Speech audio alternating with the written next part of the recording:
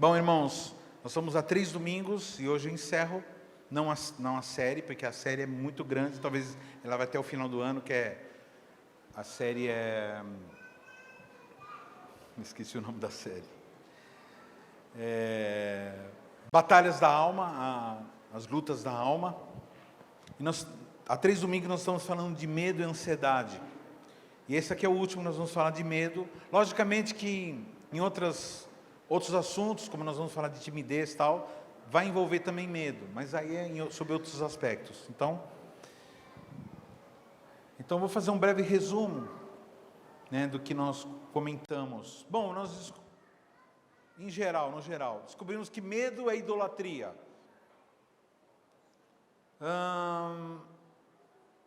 Medo é possuir um espírito imundo. Logicamente, aquele medo que não é o medo, aquele medo bom. Ah, pastor, existe o medo bom, aquele que faz você temer a Deus, é um medo, né? O medo de desagradar ao Senhor, aquele que faz um derrame de adrenalina para você ter força para correr de uma onça, né, que está correndo atrás de você. Então, mas tirando isso que é da reação, né? Tem um nome aí, límbico, e tem um outro. É o primitivo, tem outro nome, que lembra do negócio de dinossauro. Reptiliano, né? Sabe, coisa da psicologia, né? Da neurologia, né? As reações, tirando essa, o medo é colocado na Bíblia como um problema de pecado, de idolatria. Por quê? Tudo aquilo que nós temos medo, nós nos prostramos.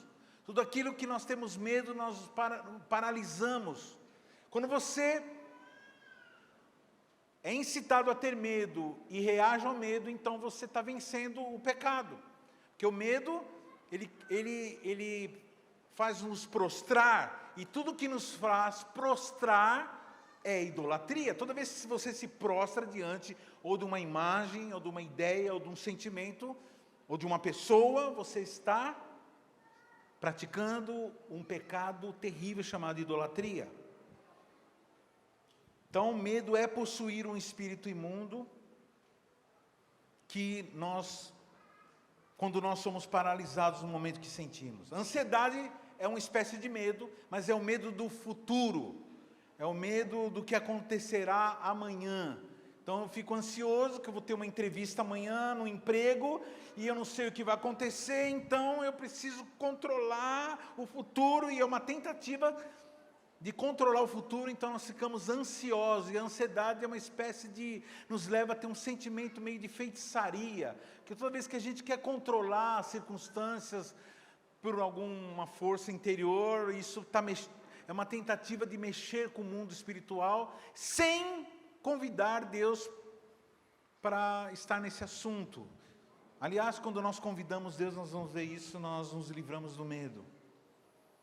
Então, descobrimos que medo é o pecado. Por quê? Porque ele desrespeita o plano de Deus. Ele não leva em conta, não está nem aí o que Deus planejou. Não estou nem aí. Eu estou ansioso, eu estou com medo, mas Deus planejou que você tivesse uma família. Deus planejou que você fosse um cidadão dos céus. Deus planejou que você fosse uma fonte ou uma árvore que promovesse abrigo e sombra para muita gente. E Deus quis isso, mas o medo faz que você não leve em conta. Outra coisa, porque o medo é pecado, porque o medo distorce o propósito de Deus. O homem foi criado para ter comunhão e para obedecer a Deus. Diz assim para o seu irmão assim: você foi criado para ser amigo de Deus e para obedecer a Deus. Por que obedecer a Deus é bom? Porque é justo obedecer a Deus, porque Ele é correto, Ele é verdadeiro, e quem anda fora da obediência de Deus erra e sofre. Todos os sofrimentos que você passou, que eu passei, foi por desobediência, ou quando estávamos sofrendo, nos desesperarmos, foi por esquecermos de recorrer a Ele. O medo é pecado porque o medo desencoraja o povo de Deus. Medo é contagioso. Quando você está com medo e você declara o teu medo, você influencia pessoas. Falamos sobre isso. O medo desconsidera as promessas de Deus. Quando lá em Mateus ele diz assim: eis que estarei convosco todos os dias da sua vida. Senão, o que quer dizer isso? Se Deus vai estar conosco, nunca mais nós ficaremos sozinhos.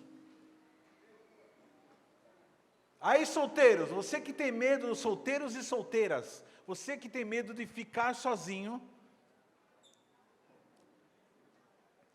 você está não levando em conta o que a Bíblia diz, que nunca mais nós ficaremos sozinhos. Forever alone. Nunca mais. Nunca mais. Para sempre sozinhos, não, nunca mais. O medo desobedece. Por que medo é pecado? Porque o medo desobedece os princípios de Deus. O que a Bíblia diz? Não, sou velho, já fui jovem, nunca vi um justo desamparado, sua descendência mendigar o pão. Quem conhece esse salmo? Quem que conhece essa palavra? Sou novo, sou velho, agora, eu já fui novo, agora eu sou velho. Nunca vi um justo desamparado, sua descendência mendigar o pão. Mas o medo, ele esquece e desobedece esses princípios. Quando a gente fica com medo de ficar desamparado, é porque nós esquecemos e desobedecemos, porque começamos a fazer coisas que não era para fazermos. Quem que na pandemia aqui, quem aqui, eu não quero que você levante a mão não, não quero passar vergonha agora não. Quem aqui na pandemia ficou com medo de morrer de fome aqui? Quem que na pandemia ficou com medo de morrer? As pessoas falam assim: eu não tenho medo de morrer, eu tenho medo de sofrer, né? Então hoje nós vamos terminar esse assunto dizendo como combater o medo, amém? Parte prática. Irmãos, a coragem é uma virtude que sustenta todas as outras virtudes. Presta atenção, anota o que eu estou falando. A coragem é uma virtude que sustenta todas as outras virtudes. Se você é uma pessoa boa, é uma virtude. Uma pessoa bondosa, misericordiosa, que pretende ajudar as pessoas. Mas se você não tiver coragem, você não vai praticar a bondade. Porque para praticar a bondade, você tem que ser corajoso. Ir lá, levar o agasalho. Eu te desafio a falar qualquer virtude que você possa imaginar. Eu vou te falar que sem coragem não existe. Então, a coragem é a virtude das virtudes. Quem tem aqui certeza de que se tivesse coragem, estaria em outro patamar na vida aqui? Estou falando? Bom, irmãos. Primeiro toque. Você quer se livrar do medo? Então, primeira coisa, esse elemento, confissão, confessa. Mas, pastor, como que eu confesso o medo? Diz assim: eu tenho medo? Não, irmãos. Fala para o teu irmão assim: nunca mais diga, eu tenho medo. Irmãos, ter medo é dizer que o medo está acoplado à tua natureza. É como dizer assim: eu tenho nariz. Quem tem nariz aqui? Tem uns caras que levantaram a mão, né? Tem uns irmãos que têm meio nariz aqui, né? Que são seminaristas. Os caras. Irmãos, quando você diz eu tenho medo, está dizendo que isso faz parte do teu ser. Então nunca mais. Pastor, mas então como que eu vou confessar o medo, não dizendo que eu tenho medo? Você vai confessar o medo como uma coisa que você praticou de pecado. Senhor, eu fui acometido por essa coisa chamada medo. Então, eu confesso que eu fiz isso errado. E eu me arrependo agora, confesso que eu pequei, porque eu desconfiei do Senhor. Desconfiei do teu amor, desconfiei do teu propósito, desconfiei dos teus planos. Salmo 27:1 diz assim: o Senhor é minha luz, a minha salvação, de quem eu terei medo? O Senhor é o meu forte refúgio, de quem eu terei medo? De quem eu temerei? Aqui ele está dizendo de pessoas. Davi era um homem muito poderoso, tinha soldados, e ele começa a declarar que as pessoas poderiam ser instrumentos da entrada desse pecado na vida dele. Então ele fala assim: eu não vou ter medo. De que pessoa terei medo? Reconheça esse pecado do medo diante de Deus. Senhor, pequei contra o Senhor, deixei que o medo entrasse na minha vida, mas nunca diz assim, eu tenho medo. Você pode dizer, eu tive medo. Então eu me arrependo desse pecado que eu cometi, disso que eu fiz. Eu tive, e eu não tenho mais, porque não faz parte da minha vida. Da mesma forma que eu era ladrão, agora eu não sou mais. Que eu era adúltero, eu não sou mais. Que eu era desconfiado, eu não sou mais. Que eu era violento, eu não sou mais. Que eu era descontrolado, eu não sou mais. Que eu era infiel, eu não sou mais. Da mesma forma, eu era medroso. E não sou mais. O fato de não sermos mais, e sabemos que não somos, faz com que você pare de fazer. E se você tem o temor de Deus, o verdadeiro, o único temor bom, pare de ter medo. Eu não tenho medo de morrer, eu não tenho medo de ficar doente, eu não tenho medo de ficar sozinho, eu não tenho medo de perder pessoas que eu amo, não tenho medo. Porque aconteça o que acontecer, o Senhor estará comigo. E se eu precisar sofrer, se eu precisar chorar, eu vou chorar. Amém? Hoje em dia as pessoas sofrem, aí tomam remédios para esquecer o medo, para esquecer o sofrimento, não, irmãos? Por exemplo, perder uma pessoa amada faz parte do luto. Eu acho um absurdo quando alguém morre, as pessoas ficam tomando remédio para ficar doidona. E quando cai a ficha, vão sofrer tudo de novo. Já sofre aquele momento que a pessoa está meio louca pela droga, pelos psicotrópicos. Está meio, como se fosse um pesadelo.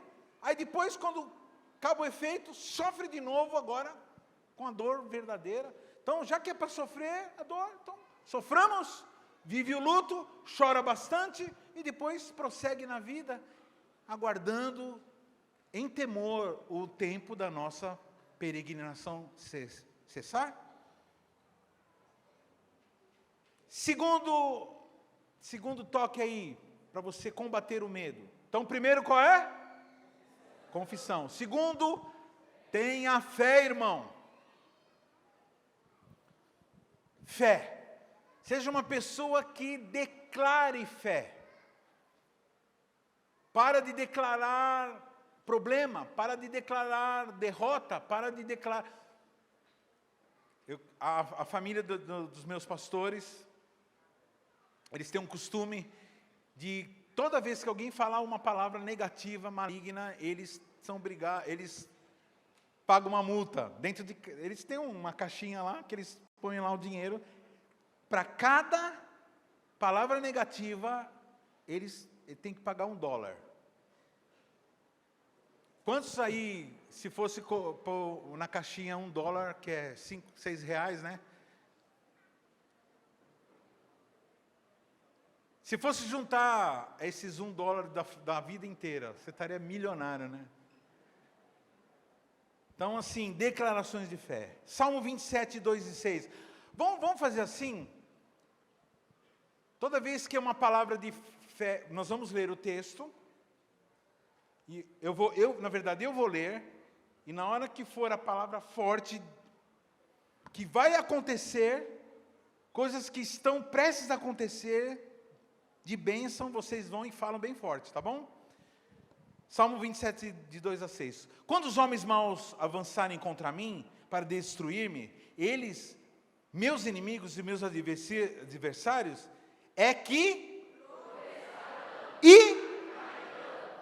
ainda que um exército se acampe contra mim, meu coração não, ainda que se declare guerra contra mim, mesmo assim, uma coisa pedi ao Senhor, e o que procuro, que eu possa viver na casa do Senhor todos os dias da minha vida, para contemplar a bondade do Senhor e buscar a sua orientação no seu templo. Pois no dia da adversidade, protegido em sua habitação, no seu tabernáculo, me porá em segurança sobre um rochedo. Então eu, sobre os meus inimigos que me cercam, em seu tabernáculo, com aclamações, Senhor, cantarei e louvarei ao Senhor. Que eu farei? Sentirei medo? Não. Vencerei meus inimigos, resolverei esses problemas, continuarei com o Senhor, louvarei ao Senhor, caminharei com Ele. Diante das barreiras, teve uma vez que eu estava visitando uma irmã, aí diante de uma profeta, chegou assim, servo de Deus, olhou para mim assim, e disse assim, o Senhor está me mostrando que diante de você, pedras se levantarão, muralhas se levantarão na tua frente, mas eu vejo uma espada em tuas mãos, e a cada levante você vai pegar essa espada, e a tua espada vai cortar pedras, e cortar árvores, e cortar tudo que tiver pela frente, e os teus caminhos serão abertos. Isso é palavra bênção. Fala isso para os seus discípulos. Faz isso na sua próxima célula. Fala esse tipo de palavra no seu próximo discipulado. Diz assim, você vai vencer. Você é amado por Deus. E todas as barreiras serão derrubadas em nome de Jesus. Amém? Glória a Deus. Terceira arma contra o medo. Seja uma pessoa que clama a Deus. Ou seja, uma pessoa que suplica a Deus, seja uma pessoa de súplicas. Irmãos, percamos o costume de ficarmos desabafando em rede social. Irmãos, ou de desabafarmos com pessoas de procedência incerta. Em geral, irmãos, pessoas que ficam desabafando em rede social, desabafando com gente que não tem nada a ver com você, ou não tem compromisso ministerial com você. Em geral, são pessoas que primeiro desabafam na internet, desabafam com pessoas estranhas, e, de repente, vão lembrar de clamar e suplicar a Deus. Eu fico muito triste quando vejo pessoas desabafando na internet. Internet não é lugar de desabafar, irmãos. As pessoas que estão lá ouvindo lendo você desabafar, elas não têm compromisso com você. Na verdade, elas não passaram aquilo que você passou, elas não estão vivendo o que você está vivendo. Você acha que você está... Algum outro vai falar assim, coitado de você e tal. Mas, irmãos, despertar a piedade de pessoas não é uma coisa boa. Irmãos, eu estou falando isso com todo amor, com todo carinho. Olha só, tem que ser a nossa postura. Salmo 27, de 7 a 13. Ouve minha voz quando eu clamo, ó Senhor. Se quiser desabafar, se quiser clamar, clama ao Senhor. Entra no seu quarto e começa a dizer, tem misericórdia de mim, responde-me. A teu respeito diz meu coração, busque minha face. A tua face, Senhor, buscarei. Não esconda de mim a tua face. Não rejeite com ira o teu servo. Por favor, Senhor. Tu tens sido meu ajudador. Não me desampares. Nem me abandones, ó Deus, meu Salvador. Ainda que me abandone pai e mãe, o Senhor me acolherá. Ensina-me o teu caminho, Senhor. Conduza-me por uma vereda segura por causa dos meus inimigos. Não me entregues ao capricho dos meus adversários, pois testemunhas falsas se levantaram contra mim, respirando violência. Apesar disso, essa certeza eu tenho: viverei até ver a bondade do Senhor na terra. Viverei até ver a bondade do Senhor na terra. Em geral, essas pessoas que recorrem a redes sociais, a pessoas, são pessoas que constantemente estão magoadas, ficam magoadas com pessoas que elas esperavam uma solução. Irmãos, fala para o teu irmão assim: a solução da tua vida não está em homens, ou príncipe de homens, e nem em redes sociais, e nem no escritório de um gerente de banco, e nem numa biqueira. A solução da tua vida não está no boteco. A solução da tua vida está aos pés do Rei dos Reis, Senhor dos Senhores, nossa rocha, nossa força, nossa salvação, aquele que é, aquele que foi, aquele que há de vir, o Senhor Jesus dos exércitos. É nele a solução.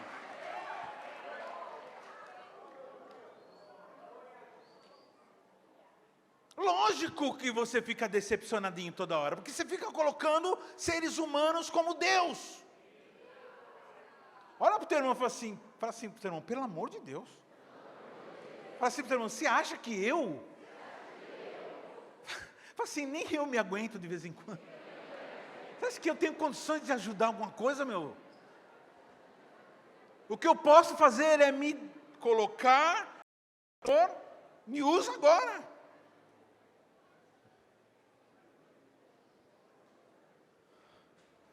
Aí fica decepcionado. Quem já fez evangelismo sabe o que eu estou falando. Você está na rua e fala assim: ah, eu sou desviado. Ah, é? Tem muita coisa errada na igreja que eu ia. Aí você olha com aquela cara de grande novidade, né? Você não acredita que a igreja que eu ia, os caras pintavam a parede de preto. Que mais? Eles ficavam pulando lá, falando: ô, parece um bando de, parece corintiano, os caras. Aí,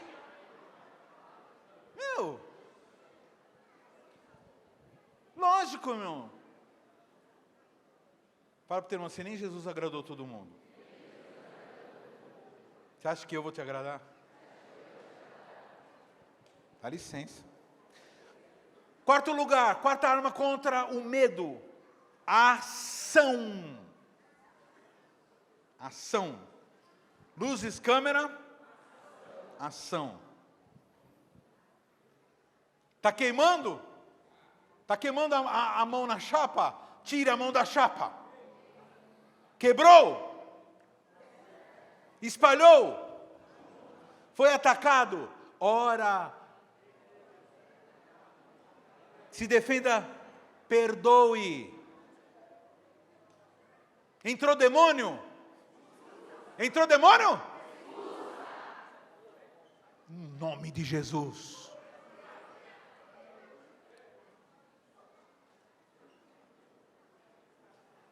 Fica vendo a banda passar não, meu. Faz o que tem que fazer. Salmo 27:14 diz assim. Aí você vai falar assim: pastor, você escolheu o texto errado agora. Eu vou ler um texto e vai falar assim: eu vou ler em duas versões. Tanto na NVI, como no ARA. Espere no Senhor, seja forte, coragem, espere no Senhor.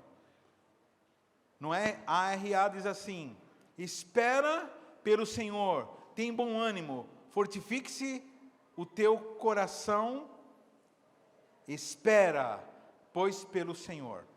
Fala, pastor, peraí, é para agir ou para esperar? Então você escolheu o texto errado. Poderia ter escolhido outro texto. Irmãos, esse espera, no original, está falando de espera pela colheita que você plantou.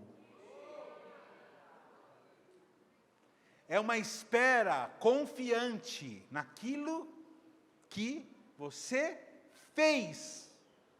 Irmão, você já falou, você já semeou, você já deu carona, você já pagou o encontro do cidadão, da cidadã, você já convidou, você já insistiu, você fez tudo, já ensinou. Então, irmãos, deixa Deus trabalhar, deixa Deus agir na vida da tua família. Tem gente que hoje está colhendo fruto nesse domingo aqui, de luta de anos e anos. Hoje, esse cidadão veio aqui e hoje teve um encontro com Jesus, porque você continuou confiando. Ele está aqui, ela está aqui, porque você teve fé.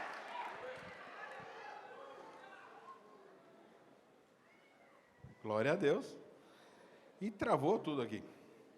Então, pastor, então agir é esperar. Então, você age e espera. Porque esperar, irmãos, baseado naquilo que nós fizemos, ou naquilo que nós confiamos, é uma atitude de fé. Esse agir aqui, esse espera, ele está etimologicamente relacionado com linguagem rural, linguagem de agricultura. Esse espera é isso. Fez tudo o que tinha que fazer, então espera. Colocou propaganda, chamou todo mundo, permaneceu no seu posto de trabalho, o cliente vai vir. Mas continua esperando e agindo, esperando. Esperei com paciência no Senhor e Ele se inclinou para mim. Esperei com paciência no Senhor e Ele ouviu o meu clamor. Tirou-me de um charco horrível, de um lago horrível, de um charco de lodos, e pôs os meus pés sobre uma rocha.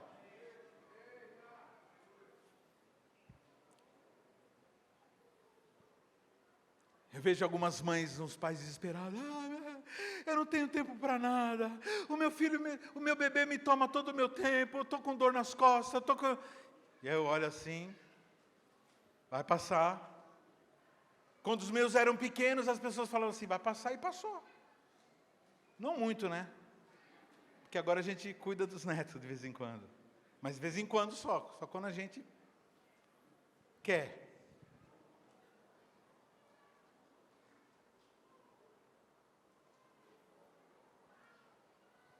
NVI. Eu li já. Olha só, nós já lemos esse texto, agora eu vou ler novamente. Irmãos, tem uma versão bíblica que chama Mensagem, quem conhece? Na verdade não é bem versão, é uma espécie de comentário em linguagem de versão. Ele comenta a Bíblia versículo por versículo e dá a impressão que você está lendo o texto. Por exemplo, eu acabei de ler a Bíblia inteira agora, terminei essa semana, começamos em janeiro, terminamos agora. Lendo eu li nessa versão. E teve um momento, irmãos, que eu chorava, assim. Porque é muito bonitinho o jeito que eles... É muito legal, cara. Olha só aquele mesmo tempo que eu li, aquele mesmo texto que eu li, pode uma mãe, tal. Olha que... vocês vão pirar. Isaías 49, de 15 a 16. Pode uma mãe esquecer o bebê que mama, abandonar o filho que deu à luz? Pois mesmo que as mães esqueçam, eu nunca esquecerei de você, nunca. Veja, eu achei muito bonitinho isso aqui, veja, escrevi o seu nome na palma da minha mão. Nunca perco de vista os muros que você está construindo, portanto, não temas. Que bonitinho. Veja. É como, nessa hora que eu li isso aí, eu imaginei Deus assim. Vê, olha. Escrevi o teu nome na palma das mãos. Sabe que formato tem, irmãos, o teu nome na palma das mãos de Jesus? Um buraco. Você sabe como que o teu nome está escrito nas palmas das mãos do Senhor Deus? A ferida, de onde saiu o sangue. Esse mesmo sangue que nos tira do sono espiritual, da inatividade, da estagnação ministerial, familiar, profissional. Romanos 8, 31, 32. Se Deus é por nós, aquele que não poupou seu próprio filho, mas entregou por todos nós, como não nos dará juntamente com ele de graça todas as coisas? Romanos 8, 39 diz assim: não tenha medo, pois nada será capaz de nos separar do amor de Deus que está em Cristo Jesus nosso Senhor. Amém? Então, com as armas, irmãos, reconheça, confesse que cometeu o pecado do medo. Entregue o medo em oração, em súplica. Resista com o medo com fé. Haja com fé. Siga adiante com força e coragem. Deuteronômio 31, 6 diz assim: sejam fortes e corajosos. Não tenham medo, nem fiquem apavorados por causa de coisa alguma. Pois o Senhor, o seu Deus, vai com vocês. Nunca os deixará, nunca os abandonará. Quem tem promessa de Jesus aqui? Então elas acontecerão porque Ele quer. Ele falou, irmão, quando eu estou falando promessa do Senhor, não estou falando de você ter cargo de, ou ter posições de honra, que nem as músicas brega evangélicas ficam falando. Deus vai te aquela, os seus não quer? Tem o sabor de mel, a tua vingança será, isso aqui lá. É umas músicas estranhas, meu. Nós estamos falando aqui, irmãos, de andar sintonizado com o propósito de Deus, caminhar. Se você vai ser honrado, se vão lembrar do teu nome, se vão colocar você, estender um tapete vermelho para você, irmãos, isso aí. Aliás, é muito brega uma pessoa gostar de honra. Aliás, é muito feio, é muito esquisito uma pessoa gostar de que as pessoas estão conosco agora, o eminente maçom, grão de bico. Desculpa, irmão, desculpa se tem algum maçom aqui, perdão. Não queria ferir nenhuma suscetibilidade. Mas é brega demais. Então nós fazemos a obra de Deus porque nós estamos afinados com Ele. Ele é o cabeça, nós somos o corpo e o corpo obedece. A cabeça diz: se Deus é por nós, quem será contra nós? Combata. 2 Timóteo 1,16 diz assim: o Senhor conceda misericórdia à casa de Onesíforo, porque muitas vezes ele me reanimou e não se envergonhou por eu estar preso.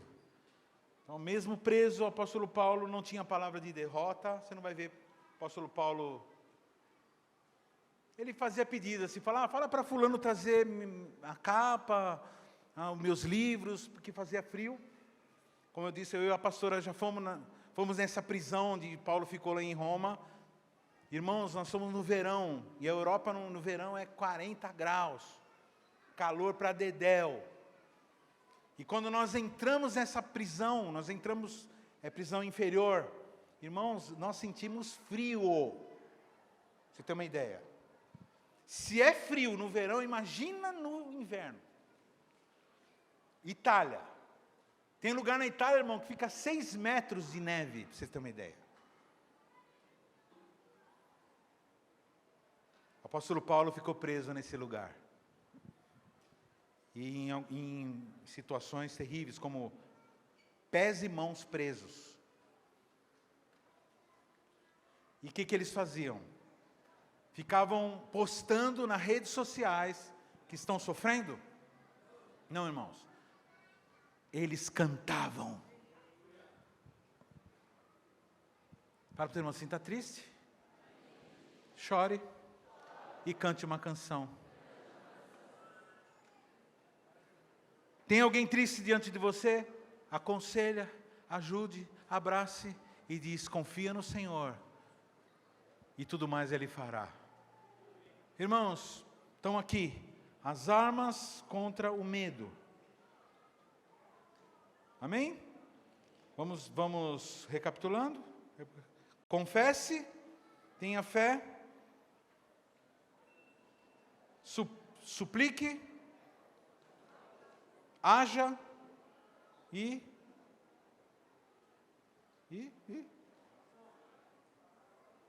é isso aí. Pensei que tinha mais.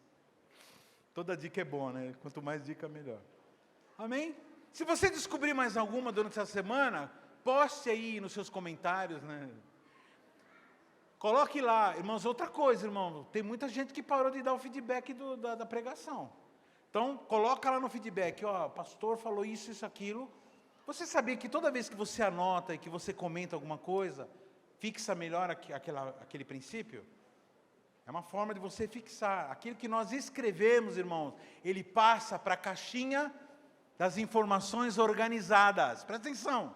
Toda vez que você anota as coisas, você escreve, aquilo deixa de ficar na nuvem e passa para a seção das informações organizadas. E toda vez que tem alguma coisa que você sabe onde está, na hora que você precisa, fala nisso, achou a maquita lá? Sumiu a maquita do irmão. Se alguém está com a maquita do nosso irmão, por favor, devolva. Eu sei que você não roubou, não, mas assim, você esqueceu na tua casa. Então ele ligou para mim, pastor, você está com a minha maquita? Aí eu falei assim, eu? Na verdade, o que aconteceu? Não foi eu. A gente trocou, né? A minha era 220, a dele era 110, aí eu dei a dele era 220, a minha 110. Ele precisava de uma 110 porque ele faz muito trabalho em casa. E aí a gente trocou. E aí ele perguntou se estava na minha casa. Então você que levou a maquita do nosso irmão, você está... Roubar já é terrível, né? Agora catar um negócio de um servo de Deus, como Tiago ainda é um servo de Deus, de valor. Aliás, irmãos, não fique com nada que seja de alguém, viu, irmão? Se você tem alguma coisa na tua casa, você que fez encontro aí, tem alguma casa de procedência duvidosa, e você não jogou na fogueira ontem, então, por favor, devolva. Tá bom? Vai lá e devolve. Amém? Vamos ficar de pé.